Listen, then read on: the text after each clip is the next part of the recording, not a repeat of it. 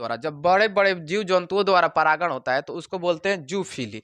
जैसे मान लीजिए सबसे बड़ा फूल होता है रिफ्लेक्सिया, 40 किलो का होता है, ठीक है। ब्याह शादी में जब दूल्हा आता है तो उसके ऊपर फूल छिड़का जाता है, बहारो फूल बरसाओ मेरा महबूब आया है, ठीक है। कोनो गलती से ला के रिफ्लेक्सिया फेंक दिया उसके ऊपर तो पता चलेगा कि दूल्हा चपा के मर गया।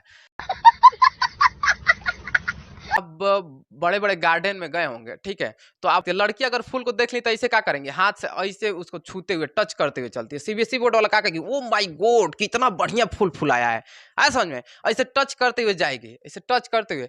तो देखिए जब टच करते हुए जा रही थी तो उसके हाथ में क्या चिपक गया, परागकण, ठीक है। और जब दूसरे को टच की उसके हाथों में क्या चिपका है, परागकण। और जब दूसरे फूल को टच की, ठीक है, तो परागकण किस में चला गया, दूसरे फूल में, उसका परागण हो गया, ठीक है। और हिंदी मीडियम वाला देखती है तो क्या करती है, कोनो देख तो ना रहा है, टॉप से तूर के लेके भाग जाती है, ऐसा समझ में। जय हिंद। आज हम लोग देखेंगे फूल का चैप्टर, ठीक है। फूल के कितने भाग होते हैं, ठीक है।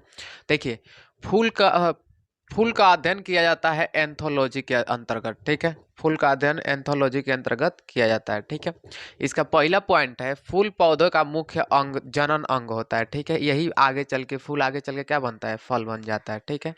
दूसरा पॉइंट है इसका मुख्य कार्य क्या होता है, फल का निर्माण करना। फूल का मुख्य कार्य क्या होता है, फल का निर्माण करना, ठीक है। इसका अगला कार्य है फूल के 4 भाग होते हैं, ठीक है। इसका अगला पॉइंट है फूल के 4 भाग होते हैं। फूल के कितने भाग होते हैं, 4 भाग होते हैं, ठीक है। पहला है बाह्य दलपुंज, ठीक है। पहला जिसको बोलते हैं कैलिक्स, ठीक है। पहला है बाह्य दलपुंज जिसको बोलते हैं कैलिक्स, ठीक है। दूसरा है दलपुंज, ठीक है, जिसको बोलते हैं कोरोला, ठीक है। और तीसरा है पुमंग जिसको बोलते हैं एंट्रोसियम, ठीक है। और चौथा है जयांग जिसको बोलते हैं गाइनोसियम। कोई दिक्कत है, समझ में आ गया। फूल के कितने भाग होते हैं, 4 भाग, बाह्य दलपुंज पुमंग और जयांग, ठीक है। अब देखते हैं कि इसमें क्या होता है। देखिए फूल का सबसे पहला भाग, फूल के 4 भाग होते हैं, ठीक है। इसको बोलती है जो डंडी इसमें लगा होता है जिसको आप पकड़ करके देते हैं, हालांकि ये फूल के कोई भाग नहीं होता है, बस उसको सहारा देने का काम करता है, ठीक है। जिसको आप फूल को पकड़ करके देते हैं किसी को, ठीक है, जो डंडी को पकड़ करके आप किसी को देते हैं उसको बोलते हैं ब्रिंथ, ठीक है, जिसको बोलते हैं पेंसियोल, ठीक है। जो आप डंडी को पकड़ के देते हैं उसको क्या बोलते हैं, व्रिंथ, ठीक है, या पेसियोल बोलते हैं। कोई दिक्कत। जस्ट इसके ऊपर होता है पुष्पासन। पुष्प आसन, आसन का मतलब होता है बैठना, ठीक है। फूल जिस पर बैठता है, ठीक है, उसको क्या बोलते हैं, पुष्पासन बोलते हैं। कोई दिक्कत, समझ में आ गया। हालांकि ये फूल के भाग नहीं होते हैं लेकिन उसको सहारा देने का काम करते हैं। जब आप फूल तोड़ते हैं तो देखते हैं नीचवा एक कटोरी की तरह गहरा गड्ढा बन जाता है, ठीक है। तो उसको क्या बोलते हैं, पुष्पासन। यानी फूल के चारों भाग, आपको क्वेश्चन दे देगा फूल के चारों भाग किस पर रहते हैं, तो पुष्पासन पर रहते हैं। कोई दिक्कत, यहाँ तक समझ में आ गया, ठीक है। अब अगला देखते हैं बाह्य दलपुंज क्या होता है। जब आप फूल को कली अवस्था में देखते हैं, जब कली रहती है फूल, ठीक है, जब कली अवस्था में फूल रहता है तो उसके बाहरी बाहरी ग्रीन पत्ती होती है, ठीक है, हरा कलर का पत्ती होता है, ठीक है। तो हरा कलर के पत्ती को क्या बोलते हैं, बाह्य दलपुंज बोलते हैं। कोई दिक्कत, वो फूल को सेफ्टी करने का काम करता है, ठीक है, सुरक्षा प्रदान करने का काम करता है, ठीक है। यही दलपुंज आगे चल के जब खुलने लगता है तो जो उसमें से फूल निकलता है उसको बोलते हैं दलपुंज, ठीक है, यानी कोरोला बोलते हैं। समझ में आ गया। जब वो कली पूरी तरह से खुल जाती है तो कली कहाँ जाती है, नीचे आ जाती है, ठीक है, नीचे लटक जाती है, जिसको बोलते हैं बाह्य दलपुंज। कहाँ जाता है, नीचे आ जाता है। जब फूल पूरी तरह से फूला जाता है तो आप देखते हैं कि जो हरी हरी पत्ती पहले थी वो नीचे गिर गई है, ठीक है, तो उसी को बोलते हैं बाह्य दलपुंज, ठीक है। और जिसको आप पकड़ करके सूंघते हैं जो फूल होता है उसका क्या नाम है, दलपुंज नाम है, ठीक है, जिसमें से सुगंध आता है, ठीक है। यहाँ तक कोई दिक्कत नहीं। बाह्य दलपुंज इसका नाम क्यों पड़ा, क्योंकि ये बाहरी होता है, ठीक है। जो बाहर की तरफ रहेगा उसको बोलते हैं बाह्य दलपुंज, और जो अंदर रहता है उसको बोलते हैं दलपुंज, ठीक है। ये दलपुंज का ही कार्य होता है सुगंध देना या कलर को चेंज करना, ठीक है। आप देखते हैं जो गुलाब का फूल होता है अनेक कलर के होते हैं, ठीक है, गुलाबी होता है, लाल होता है, ठीक है, तो अनेक कलर का होता है। तो कलर किसकी वजह से चेंज होता है, तो दलपुंज की वजह से, ठीक है। सुगंध किसकी वजह से आता है, तो दलपुंज की। आप क्या पकड़ के सूंघते हैं, तो दलपुंज पकड़ के सूंघते हैं। कोई दिक्कत। सुगंध क्यों होता है, तो भौरों को आकर्षित करने के लिए होता है, ठीक है, आगे समझेंगे इसके बारे में। अब देखिए पुमंग क्या होता है। पुमंग होता है पुरुष भाग, ठीक है, फूल में ही होता है, इसका पुरुष भाग होता है। आप जो इसमें का देखे होंगे अड़हुल का फूल देखे, उसमें से बीच बीच में से ऐसे डंडी नुमा निकला होता है, ठीक है, तो उसको बोलते हैं पुमंग। पू से होता है पुरुष, अपू से होता है पुमंग, ठीक है। पुमंग किसका भाग होता है, तो पुरुष का भाग होता है, कोई दिक्कत। और इसी में होता है जयांग, ठीक है। ये बीच वाला जो हिस्सा होता है इसको बोलते हैं जयांग। यहाँ तक कोई दिक्कत नहीं, समझ में आ गया। आगे देखिए, फूल के कितने भाग होते हैं, तो फूल के 4 भाग होते हैं। अभी कली अवस्था में जो बाहर से सेफ्टी दे रहा है तो उसका नाम क्या हो गया, बाह्य दलपुंज, ठीक है। अब जब कली खिल जाती है तो जो खिला है उसको क्या बोलते हैं, दलपुंज बोलते हैं, ठीक है। और उसके बाद क्या होता है, पुमंग और जयांग, कोई दिक्कत। पुमंग और जयांग, फूल के कितने भाग, 4 भाग, बाह्य दलपुंज, दलपुंज, पुमंग और जयांग, ठीक है। जयांग, पुमंग, दलपुंज और बाह्य दलपुंज, फूल के टोटल कितने भाग हो गए, 4 भाग। समझ में आ गया पूरा तरीके से, ठीक है। अब इसके आगे देखते हैं, ठीक है। देखिए ध्यान से, आप फूल के चारों पार्ट पढ़ लिए। पहला भाग कौन होता है, बाह्य दलपुंज, ठीक है। दूसरा दलपुंज, तीसरा पुमंग, चौथा जयांग, ठीक है। अब जो नर भाग होता है, नर भाग को क्या बोलते हैं, पुमंग बोलते हैं, ठीक है। इस पुमंग के भी 3 भाग होते हैं। पुमंग के कितने भाग होते हैं, 3 भाग होता है। पहला होता है पुंकेसर, ठीक है। आप फूल में देखे होंगे, देखिए जो यहाँ से यहाँ तक गया है, लंबी डंडी की तरह गया है, इसको बोलते हैं पुंकेसर, कोई दिक्कत। जो डंडी की तरह गया है इसको क्या बोलते हैं, पुंकेसर बोलते हैं। आप अड़हुल के फूल में देखे होंगे, बीच बीच में निकला होता है, फूल के बीचों बीचों में से जो डंडी की तरह निकला होता है, तो जो डंडी की तरह निकला है उसको क्या बोलते हैं, वही नर वाला भाग है, ठीक है, वही नर वाला भाग है, ठीक है। तो जो डंडी की तरह निकला है उसको बोलते हैं पुंकेसर, क्या बोलते हैं, पुंकेसर। पहला क्या है, पुंकेसर। अब आगे वाले हिस्से को बोलते हैं परागकोश, क्या बोलते हैं, परागकोश, ठीक है। पुंकेसर के आगे वाले हिस्से को क्या बोलते हैं, परागकोश, कोई दिक्कत। आप देखे होंगे जो निकला है उसमें बीच में बड़ा बड़ा हो जाता है, कोई दिक्कत, तो उसको क्या बोलते हैं, परागकोश बोलते हैं। समझ में आ गया। यहाँ से यहाँ तक का हिस्सा पुंकेसर, उसके आगे वाला हिस्सा परागकोश। इसी परागकोश में भरे होते हैं परागकण, क्या भरे होते हैं, परागकण भरे होते हैं, परागकण। तो पुमंग के कितने भाग, पुंकेसर, जो लंबी डंडी की तरह गया उसको बोलते हैं पुंकेसर, ठीक है। उसके आगे वाला हिस्सा जो गोल गोल है उसको क्या बोलते हैं, परागकोश बोलते हैं, ठीक है। उसी परागकोश में क्या भरा रहता है, पराग के कण भरे रहते हैं। यहाँ तक कोई दिक्कत नहीं, समझ में आ गया। अब आगे बढ़ते हैं, देखिए उसके बाद होता है जयांग, ठीक है। जयांग कौन सी है, मादा भाग है, फूल की मादा भाग है, ठीक है। तो इसमें देखिए जयांग के भी 3 भाग होते हैं। पहला होता है वर्तिका, ठीक है, वर्तिकाग्र। पहला क्या होता है, वर्तिकाग्र होता है, ठीक है। जो सबसे ऊपर वाला हिस्सा है, सबसे ऊपर वाला जो बीच वाला हिस्सा है उसको बोलते हैं वर्तिकाग्र, क्या बोलते हैं, वर्तिकाग्र, ठीक है। और दूसरा नंबर पे आता है वर्तिका, जो यहाँ से यहाँ तक है, ठीक है। देखिए जो पतला वाला हिस्सा है, पतला वाला यहाँ से यहाँ तक, ठीक है, जो पतला वाला हिस्सा है उसको बोलते हैं वर्तिका, कोई दिक्कत। और जो लोटा की तरह नीचे बन के आ गया है, लोटा की तरह, इसको बोलते हैं अंडाशय, कोई दिक्कत नहीं, समझ में आ गया। पुमंग के कितने भाग, 3 भाग, पहला पुंकेसर, दूसरा परागकोश और तीसरा परागकण, समझ में आ गया। जयांग के कितने भाग, इसके भी 3 भाग। पहला होता है वर्तिकाग्र, सबसे जो ऊपर है उसको क्या बोलते हैं, वर्तिकाग्र। उसके बाद नीचे थोड़ा सा आ गया तो वर्तिका, ठीक है। और उसके थोड़ा सा नीचे आ गया तो अंडाशय, उसके और थोड़ा सा नीचे आ गया तो इसको क्या बोलते हैं, पुष्पासन बोलते हैं, ठीक है। और उसके नीचे आ जाइए वृंत, कोई दिक्कत नहीं, समझ में आ गया। अब देखिए इसको जो लोटा की तरह इसको क्या बोलते हैं, अंडाशय, कोई दिक्कत नहीं। अब उसके जो थोड़ा सा ऊपर है इसको क्या बोलते हैं, वर्तिका, ठीक है। आज सबसे एकदम फ्रंटियल ऊपर वाला है उसको क्या बोलते हैं, वर्तिकाग्र, वर्तिकाग्र, समझ में आ गया। अब देखिए जो इसका सबसे जो डंडा की तरह है इसको क्या बोलते हैं, पतला सा लंबा सा है, इसको क्या बोलते हैं, पुंकेसर। इसके आगे वाला हिस्से को परागकोश, ठीक है। और उसी में क्या भरे होते हैं, पराग के कण भरे होते हैं। ये टोटल समझ में आ गया पुमंग और जयांग का, कोई दिक्कत नहीं है, ठीक है। अब आगे देखेंगे निषेचन और परागण कैसा होता है, ठीक है। देखिए परागकण, इसी जो है परागकण इसमें भरे होते हैं, यही वर्तिकाग्र तक आते हैं, तो इसी को कहते हैं इसी को कहते हैं परागण, ठीक है। पराग कणों का वर्तिकाग्र तक आना क्या कहलाता है, परागण कहलाता है, ठीक है। पराग कणों का, पराग कोश में से क्या निकलेगा, पराग के कण, यही निकल करके यहाँ वर्तिकाग्र तक पहुंच जाते हैं, तो इसी को बोलते हैं परागण। तो आपको क्वेश्चन पूछ देगा बबुआ कि परागण किसे कहते हैं, ठीक है, परागण किसे कहते हैं। तो पराग कणों का वर्तिकाग्र तक पहुंचना क्या कहलाता है, परागण कहलाता है, कोई दिक्कत नहीं, समझ में आ गया। तो ये पहुंचने की विधि कई ठो होती है, जैसे फूल में भावरा लगे होते हैं, ठीक है, भावरा इस पर बैठ जाएगा, ठीक है, चाहे मधुमक्खी बैठ जाएगी, अक्सर देखे होंगे फूल पर मधुमक्खी बैठी होती है, ठीक है। तो मधुमक्खी के डंक में नीचवा जो होता है छोटे बाल होते हैं उसके, पैर में, ठीक है। और जब इस पर बैठती है, इसी पराग कोष पर बैठती है, तो उसके पैर में क्या चिपक जाता है, पराग कण। अब इस पर बैठ करके इस पर उड़ के चली आई, ठीक है, तो वही पराग कण किस में चले आते हैं, वर्तिकाग्र में, तो हो जाता है इनका परागण। कोई दिक्कत नहीं, समझ में आ गया। मधुमक्खी क्या हो गई, एक माध्यम हो गई। पराग कणों को वर्तिकाग्र तक लाना मधुमक्खी क्या होगी, माध्यम। तो ये माध्यम कितने प्रकार के होते हैं देखते हैं, ठीक है। इसमें पहला होता है एंटोमोनोफिली, ठीक है। इसमें पहला क्या होता है, एंटोमोनोफिली, ठीक है। एंटोमोनोफिली का मतलब होता है कीट द्वारा, ठीक है। सबसे अच्छा माध्यम माना जाता है कीटों को, ठीक है। भंवरा हो गया, मधुमक्खी हो गया, अनेक प्रकार के कीट होते हैं, ठीक है, जो क्या करते हैं, परागण करवा देते हैं। कोई दिक्कत नहीं, कीट द्वारा होता है, ठीक है। तो अगर कीट द्वारा नहीं परागण हुआ तो उसको क्या बोलते हैं, एंटोमोनोफिली। कोई दिक्कत नहीं, समझ में आ गया। अब आगे देखते हैं। दूसरा होता है ऑर्निथोफिली, पक्षी द्वारा होता है, ठीक है। पक्षी एक पेड़ से बैठ के दूसरे पेड़ पर चली जाती है, ठीक है, तो उससे भी क्या होता है, परागण की क्रिया हो जाती है, ठीक है। तो दूसरा क्या हो गया, पक्षी द्वारा। तीसरा होता है एनिमोफिली, ठीक है।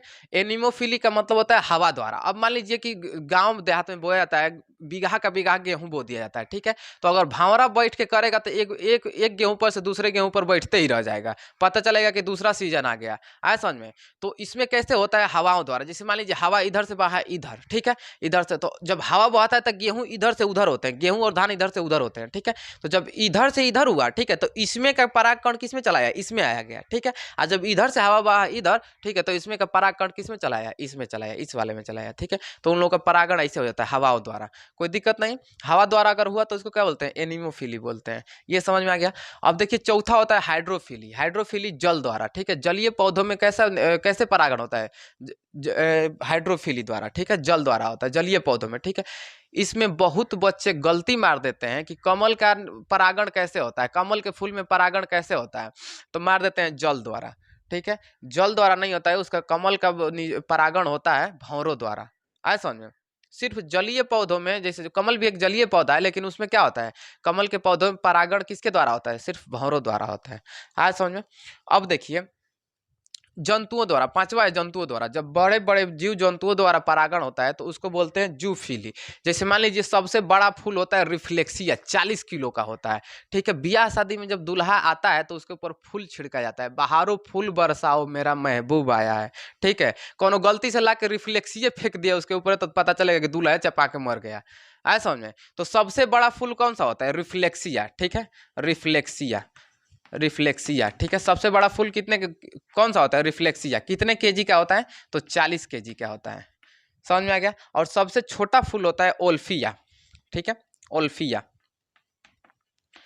आए समझ में। सबसे बड़ा फूल कौन सा होता है, रिफ्लेक्सिया। रिफ्लेक्सिया में परागण हाथी द्वारा होता है, ठीक है, हाथी द्वारा। हाथी उसमें सूंड डालती है, सूंड डाल करके फिर उसका रस चूसती है, ठीक है।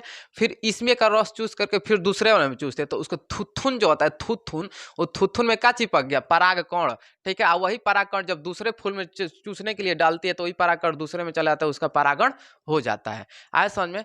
अब क्या होता है, जैसे आदमी भी जंतु में आता है, ठीक है। आज आप बड़े बड़े गार्डन में गए होंगे, ठीक है, तो आप ऐसे हाथ से करती है। लड़की अगर फूल को देख ली तो ऐसे क्या करेंगे, हाथ से ऐसे उसको छूते हुए, टच करते हुए चलती है। सीबीएसई बोर्ड वाला क्या कहेगी, ओ माय गॉड कितना बढ़िया फूल फुलाया है, आया समझ में। ऐसे टच करते हुए जाएगी, ऐसे टच करते हुए। तो देखिए जब टच करते हुए जा रही थी तो उसके हाथ में क्या चिपक गया, परागकण, ठीक है। और जब दूसरे को टच की, उसके हाथों में क्या चिपका है, परागकण। और जब दूसरे फूल को टच की, ठीक है, तो परागकण किस में चला है, दूसरे फूल में, उसका परागण हो गया, ठीक है। और हिंदी मीडियम वाला देखती है तो क्या करती है, कोनो देख तो ना रहा है, टॉप से तूर के लेके भाग जाती है, आया समझ में।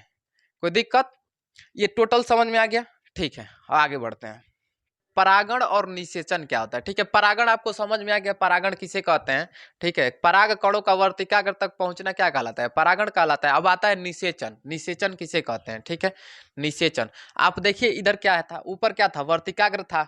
वर्तिकाग्र के बाद क्या था, लोटा की तरह, वर्तिकाग्र के बाद वर्तिका, वर्तिका के बाद अंडाशय, ठीक है। नीचे क्या था, पुष्पासन, उसके बाद वृंत था, यही था ना। ऊपर क्या था, वर्तिकाग्र, ठीक है। इधर क्या था, पुंकेसर, परागकोश, और इसमें भरे होते परागकण, ठीक है, यही ना होता है। अब देखिए इसमें क्या होता है, परागकण अगर वर्तिकाग्र तक आ गए तो क्या कहलाता है, परागण, ठीक है। यही परागकण अगर वर्तिकाग्र तक होते हुए अंडाशय तक चले जाते हैं तो इसी को बोलते हैं निषेचन, कोई दिक्कत नहीं। यानी अंडाणु और परागकण मिल जाते हैं तो उसी को क्या बोलते हैं, निषेचन बोलते हैं। ठीक है, और निषेचन होने के बाद क्या बनता है, फल बनने लगता है। यहाँ बच्चा थोड़ा ना बनेगा, फूल है ना, फूल से फल बनेगा। समझ में आ गया। तो परागकण और अंडाणु जब मिल जाते हैं तो इसी को क्या बोलते हैं, निषेचन। यानी ये परागकणों का वर्तिकाग्र से नीचे उतर जाना, परागकणों का वर्तिकाग्र से नीचे उतर जाना क्या कहलाता है, निषेचन कहलाता है। टोटल समझ में आ गया। ठीक है, अब देखिए क्या होता है, परागकण कितने प्रकार के होते हैं, परागकण कितने प्रकार के होते हैं, परागकण दो प्रकार के होते हैं। पहला होता है स्वपरागण, ठीक है, स्वपरागण, परागण, ठीक है। और दूसरा होता है पर परागण, पर परागण। कोई दिक्कत नहीं। स्व माने होता है अपना, ठीक है, स्व माने क्या होता है, अपना। ठीक है, तो स्व परागण जो अपने में निषेचन कर ले, आए समझ में, अपने में। जैसे मान लीजिए ये फूल है, ये फूल है, एक ही पौधा में लगा है, एक ही में दोनों का निषेचन हो गया। ठीक है, परागण एक ही में हो गया दोनों का। ठीक है, एक ही एक ही में, एक ही पौधा में दोनों फूल का परागण हो गया, तो उसको बोलते हैं स्व परागण। वह परागण जो एक ही पौधे से हो जाए उसे क्या बोलते हैं, स्व परागण बोलते हैं। कोई दिक्कत नहीं, समझ में आ गया। जो एक ही पौधा में होता है उसको क्या बोलते हैं, स्व परागण होता है। ठीक है, अब क्या होता है, पर परागण। पर माने होता है दूसरा, ठीक है, दूसरा। जैसे मान लीजिए एगो पेड़ यहाँ है, एगो पेड़ मान लीजिए ए पेड़ है बी पेड़ है, ठीक है, थोड़ी की दूरी पर है। ठीक है, थोड़ी की दूरी पर है। ठीक है, एगो ए पेड़ कहीं से दूर है, बी पेड़ उससे थोड़ा सा दूर है। ठीक है, मान लीजिए पक्षी आकर इस पर बैठी, ठीक है, अब बैठी तो उसके पैर में क्या चिपक गया, पराग कण, और उड़ करके चली गई दूसरे पौधा पर। आए समझ में, उड़ करके कहाँ चली गई, दूसरे पौधा पर। ठीक है, और जब दूसरे पौधा पर चली गई तो उनका क्या हो गया, परागण हो गया। ठीक है, तो जो दो अलग अलग पौधों में होता है उसको क्या बोलते हैं, पर परागण बोलते हैं। स्व परागण जो अपने में हो और पर परागण जो दूसरे से हो, ठीक है, दो अलग अलग पौधों से हो, तो उसको बोलते हैं पर परागण। ठीक है, ये स्व परागण और पर परागण दोनों समझ में आ गया, कोई दिक्कत नहीं है। अब इसमें पूछता है दोनों में सबसे अच्छा विधि कौन सा होता है, स्व परागण होता है कि पर परागण। तो इसमें सबसे अच्छा विधि होता है पर परागण। आप गमला में फूल रखते होंगे तो जब फूलाता है तो छितरा जाता है। ठीक है, क्यों छितराता है, क्योंकि वो अपने में निषेचन कर लिया है, परागण क्या कर लिया, अपने में कर लिया है। ठीक है, तो अपने में जब परागण किया है तो वो बढ़िया फूल नहीं होगा। ठीक है, आज जो खरीद के लाते हैं गुलदस्ता वाला फूलवा लेके आते हैं, जो देने के लिए लेके आते हैं, देखते हैं एकदम गोल गोल एकदम लाल लाल रहता है, एकदम छितराता नहीं है पूरा, ऐसा समझ में। तो जो कैसा परागण होता है, पर परागण, दूसरे पौधों से क्रॉस कराया होता है। समझ में आ गया, पर परागण और स्व परागण। पर परागण माने जो अपने में निषेचन कर लेगा, अपने में। ठीक है, अब पर परागण माने जो दूसरे से निषेचन करे। स्व परागण माने जो अपने से करे, और पर परागण माने जो दूसरे से निषेचन करे। इतना समझ में आ गया, स्व परागण और पर परागण। निषेचन समझ में आ गया। वर्तिकाग्र से परागकणों का नीचे उतर जाना क्या कहलाता है, निषेचन कहलाता है। कोई दिक्कत नहीं, समझ में आ गया। अब आगे बढ़ते हैं। एक चीज आपको बहुत कंफ्यूजन करता होगा, युग्मक और युग्मनज और भ्रूण। ठीक है, युग्मक क्या होते हैं, देखिए इसमें जो अंडाशय होता है, जो पुष्प में अंडाशय होता है, इसमें 3 ठो अंडाणु होते हैं। ठीक है, ओभम कत होते हैं, 3 ठो होते हैं।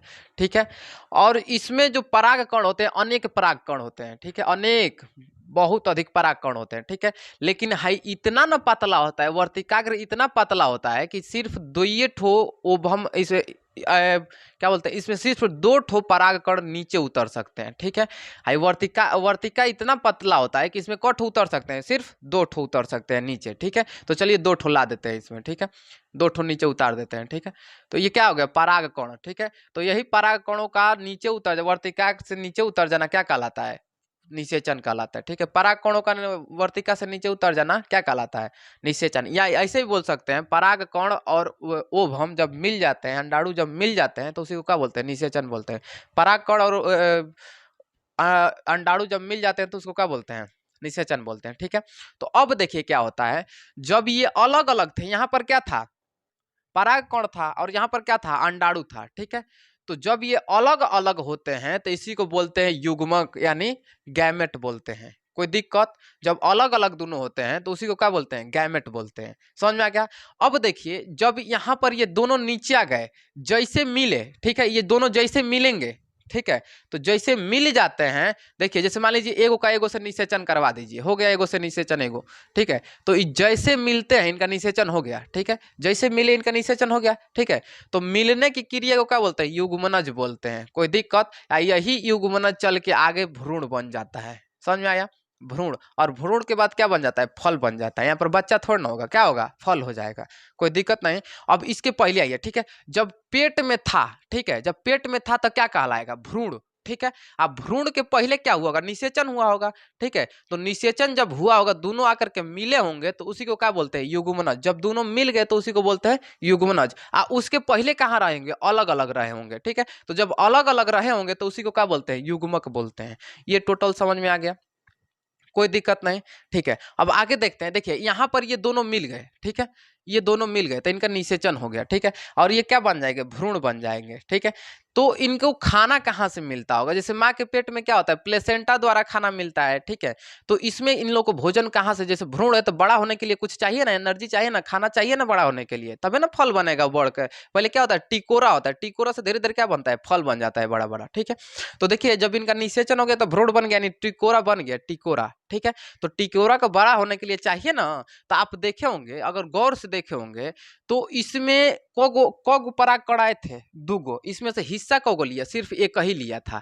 और इसमें अंडाणु पहले से कितना मौजूद था, 3 गो, इसमें से कगो हिस्सा लिया, एगो खाली। तो अंडाणु कगो बच गया, 2 गो, और पराग कण कगो बच गया, एगो सिर्फ, ठीक है। तो यही आगे चल के ये जोड़ा बना लेते हैं आपस में, ठीक है, एक ग्रुप बना लेते हैं, एगो ये या 2 गो ये ग्रुप बना लेंगे आपस में।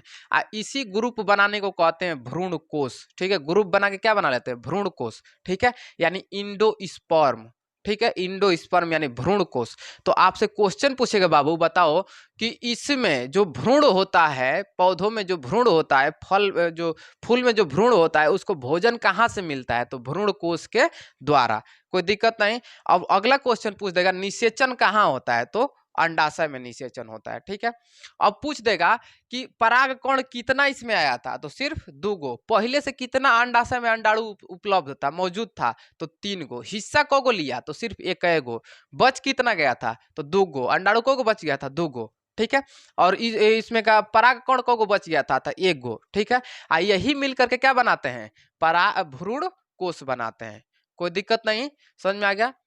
अब आगे देखते हैं, देखिए ये अब आपको तो टोटल समझ में आ गया होगा कि इसको भ्रूण को भोजन कहाँ से मिलता होगा, तो भ्रूण कोश से, ठीक है। भोजन कहाँ से मिलता है, तो भ्रूण कोश से मिलता है, कोई दिक्कत नहीं। इस पर क्वेश्चन जितना आएगा बना लेंगे, ठीक है। अब आगे देखिए, आप देखे होंगे कि आम उम जब खाते हैं तो ऊपर छिलका होता है, ठीक है। वो छिलका कहाँ से आता है, किस चीज का बना होता है छिलका, ठीक है।